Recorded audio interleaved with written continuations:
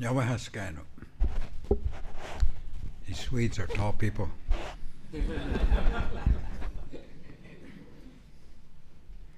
Um, my name is Joat Gusso, and I sit on the Onondaga Council of Chiefs, and I've been sitting there since 1965. So I have a little experience as when it comes to governance, and I must say that I've learned a lot in this time. I've learned a lot from the Chiefs Council itself, most actually. And I want to, take the time here to thank the Swedish Embassy and Ambassador Oren for greeting us and hosting this most important event, and giving us the opportunity to explain some relationships. And you will bear with me as we go through some kind of a history here, because we always get, a lot of wrinkling of foreheads when they say Six Nations in Sweden, Iroquois in Sweden, and people go like this. They try to understand the relationship. Well, it's quite simple.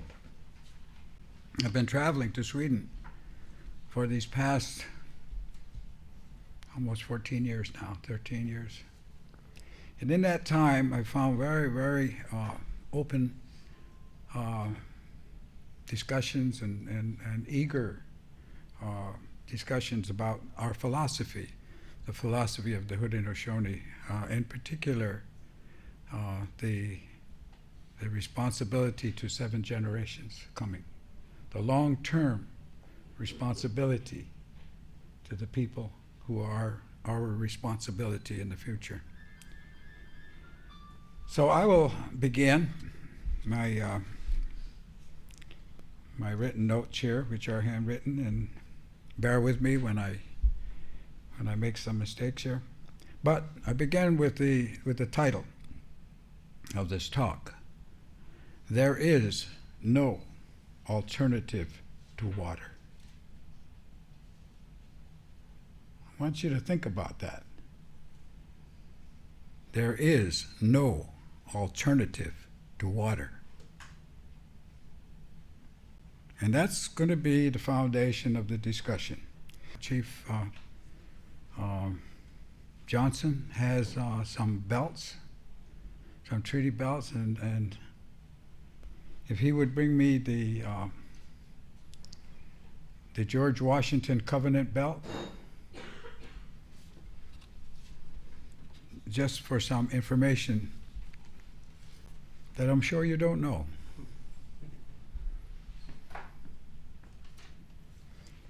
And I also would introduce, this is Chief Johnson, who has been sitting on this council with me for a long time. I've learned a lot from him.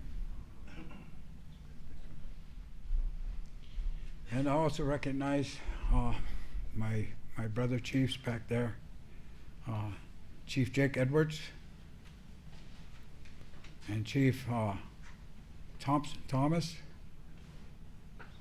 and the Tadadaho, the head chief of the Six Nation Confederacy, Chief Sidney Hill. He's our leader. And they're here because this is a business that we are involved in. Now here,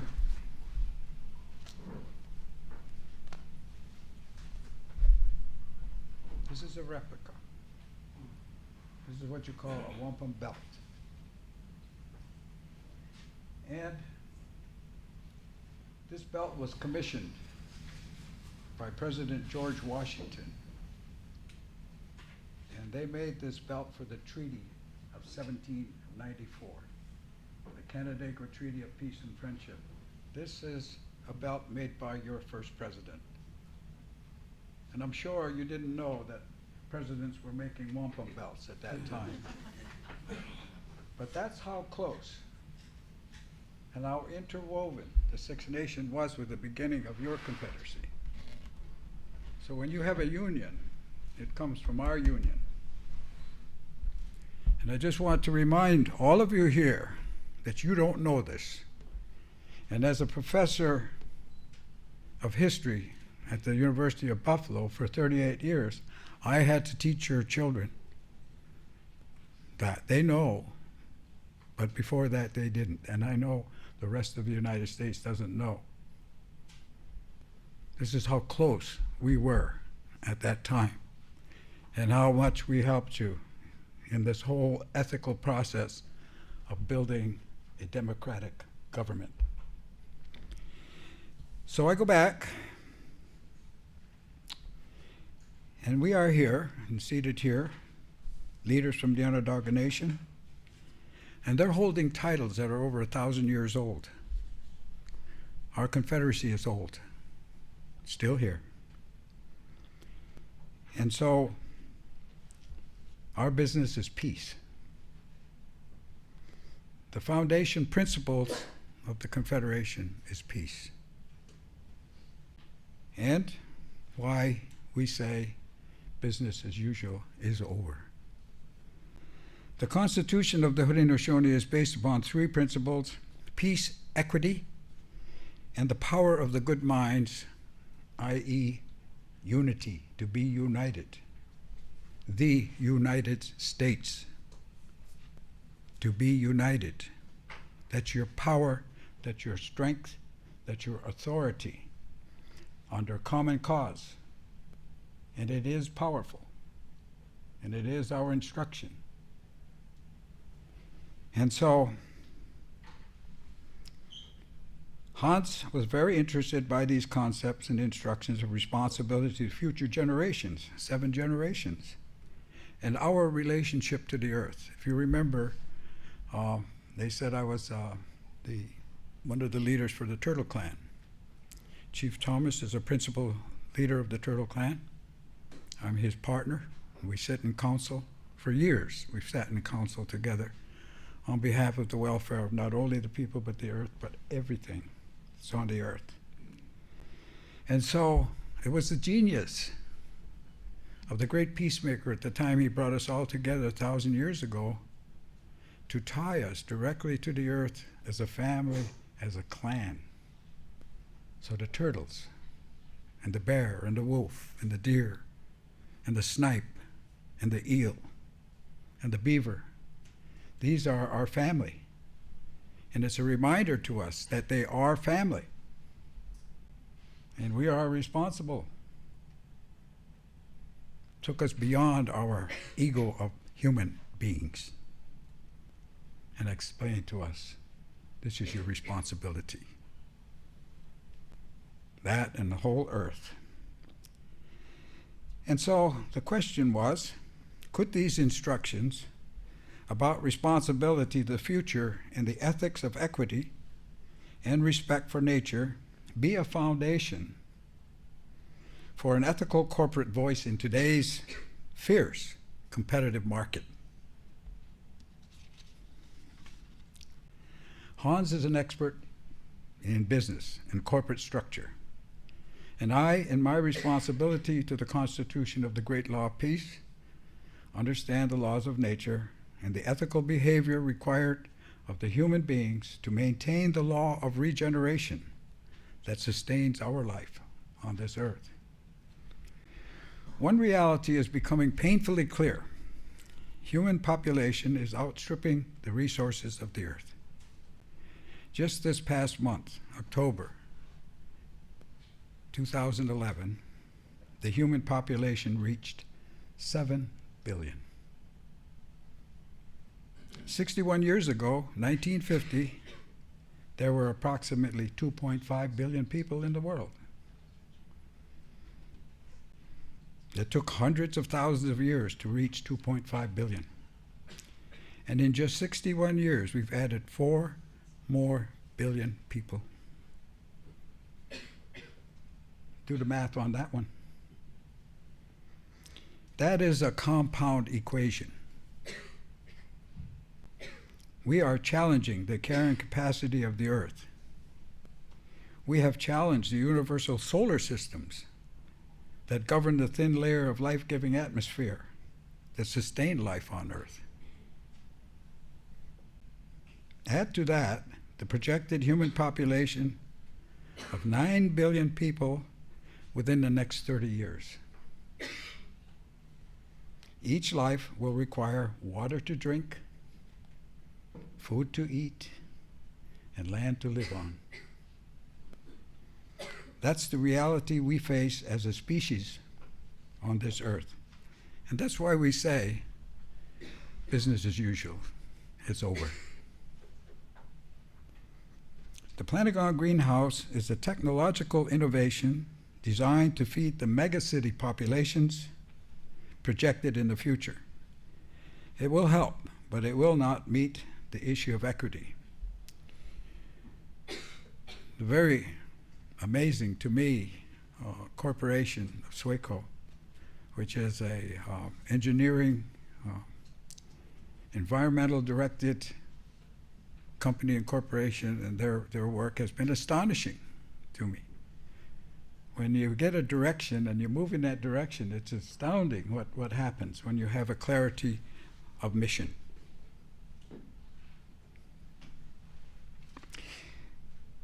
So the Pentagon greenhouse will feed people, but it will not meet the issue of equity. This is the crux of the connection between our technological innovation of Pentagon and the ethical issue of equity. At this point, I remind you that this equity the great peacemaker brought to us over 1,000 years ago was inclusive. He included all the living beings, the plant life, the trees, the animals, the birds, the fish, the insects, all life. And he said to our leaders, I place the responsibility of all life in your hands. So when we move about and we talk about this around the earth, we are simply doing our duty in protecting all life, as we should all be aware of. We're connected. There's no such thing as environment over there. We're environment. We're flesh, bone, and blood, and we honor the same laws of all flesh, bone, and blood. We have intellect, but we don't seem to be able to use it well enough, at least at this point. The second innovation was to take 10% of the company and establish a nonprofit organization to return to the public at large money to do good. In other words, to establish within the structure of the corporation the value of sharing. If you Google Pentagon, you will find a process to buy a closing right, a share. One closing right to a name, so you can't pile it up. One closing right to a name. And why is it called a closing right? It's because you cannot be cashed in until 7 generations, or until the owners, the underdog nation, cash out. The purpose is obvious. The share you buy today benefits 7 generations coming. We're trying to introduce a little different thinking in this whole issue of shares and company. Because you know as well as I do, you sit in a corporate meeting and you meet the shareholders, they demand that you show a profit. They demand that. And I remember, speaking at a global meeting in Switzerland, 93. And I was addressing them, and they said, well, the committee wants to meet with you. So we had lunch. And the committee, it seemed to me, was in charge of the whole world. It was an amazing committee. Huge corporate leaders. Krupp, Steele. All of the health, all of the insurance, as you know, how powerful insurance is. They were all sitting there. So I said, good. I said, I want a question. I said, I wanted to meet you all to see who you were. And they were very nice, fine gentlemen, but everybody was wearing a shirt or sweater, no suits, casual, no notes, talking amongst friends. And I found out that they were discussing the future of next year for the whole world. So I asked them, and I said, I have a question. In this competition that you have in the international world, and as you ride your horse, you, the jockeys up, each CEO for each company, riding your horse in a competition to be number one. It's a tough race because if a horse goes down, nobody stops. Race doesn't stop. It goes on. And you're racing to this finish line. But it's not a electronic finish line, it's a stone wall. I'm saying, you corporate leaders know that resources are finite. How is it that you're whipping your horse into that wall? And they said, well, one gentleman spoke up. He said, okay, Chief. He says, I can answer that, I think, for everybody. He says, I represent this big company, and I won't say who. And he said, and my stockholders tell me I must show a profit. If I don't show a profit, I am fired. I said, good. Really? Yes. He said, so I'm just simply obeying orders. Wait a minute. Now, why is a CEO, as you know, a lot of experience and making big decisions? So I asked him, I said, do you have any grandchildren? And he says, I have a grandson that's 8 years old. And I said, really? I said, I have a grandson who is 8 years old. And that was Monty at the time. And we both kind of puffed up, you know how grandfathers do. I have a grandson. I have a grandson. And I said to him, well then, I said, when do you cease to be a CEO and become a grandfather? Talking about responsibility to his grandson. You know, he couldn't answer, and he didn't answer. Got very uncomfortable in the room, very uncomfortable. I kind of shuffled around. And then another voice piped up and said, well, Chief, tell us about these prophecies we hear about with Indians. Oh, prophecies. I said, you come to the right one. I said, I got a prophecy for you. I said, and guaranteed. Ever hear of a guaranteed prophecy? I said, I got one for you. And I said, you will meet next year and nothing will have changed. Guaranteed. And was I right or was I right? Can't do that. Business as usual is over. If you continue in the direction you're going now, it's chaos for your children. And it's bad enough as it is right now on the issue of equity. As you know, the issue of equity is severe, and we have to address it. So planning on is one way of doing that. So when Hans came to the council at Onondaga, and he said, well, he said, my plan is to share 10% of our company with the rest of the world. And our council thought about it for a minute, and they said, 10%? That's not much. What about 20? What about 30? And Hans said, take it easy. Take it easy. He says 10% of a company is huge. So you can always raise it. But the response from the council was an ethic that we always had, which is to share. And we thought it was just simply a better way. So that was really very important. So we took a venture capitalist from California to vet the contract that Hans brought. And after vetting it over a long period of time, he came, and his first response when he first looked at it, he said, you guys know you're giving away 10% of your company? We said, yeah, we do. You can't do that. We said, why not? Why not? Nobody does that. It doesn't mean we can't do it. And we are doing it. And so what he said at the end of vetting this whole thing, very substantial person, he said,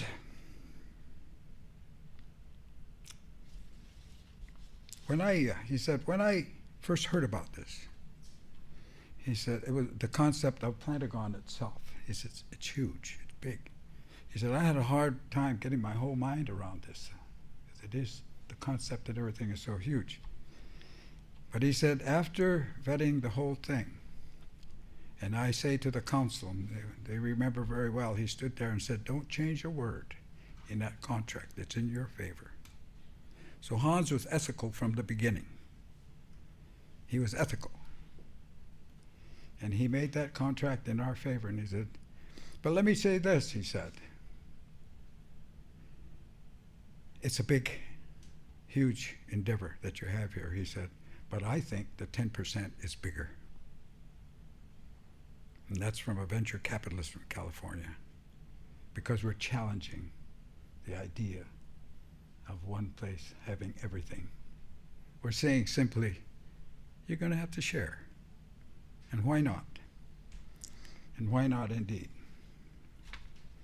So now we come back to finally the statement that I made, about water. Water. There is no alternative to water. Water is the first law of life. And the science is there.